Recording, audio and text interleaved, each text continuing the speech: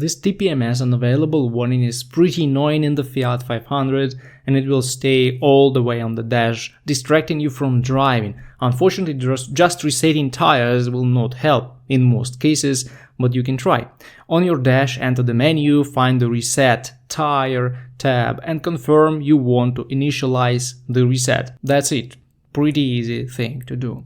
After that, you will most likely still see the TPMS unavailable and will need to read the tire pressure using the dash menu. You will most likely identify that one of the sensors doesn't work. For example, RR means right rear sensor. To make sure you just need to replace the sensor, you may also swap the right wheels, install the rear one to the front and the front one to the rear, then reset the TPMS system and drive for a while to see if now you will not get readings from the right front sensor.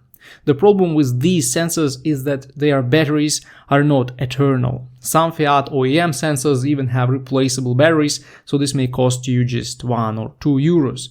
But you should also know one thing. Earlier models of the Fiat 500 in Europe and Great Britain had one very weird thing. They didn't have the physical TPMS sensor on their wheels. They used ABS sensors to register wheel speed. As you may know, when the tire pressure becomes lower, the radius of that wheel reduces a little, so the wheel will need to spin a little faster than other wheels. By using these readings, the TPMS system could identify low pressure. If it's your case, the possible culprit is one of the ABS sensors. If the sensor is faulty, you will also see the ABS light on the dash. Also, swapping the wheels from rear to front and vice versa won't change the readings of the TPMS system in this case.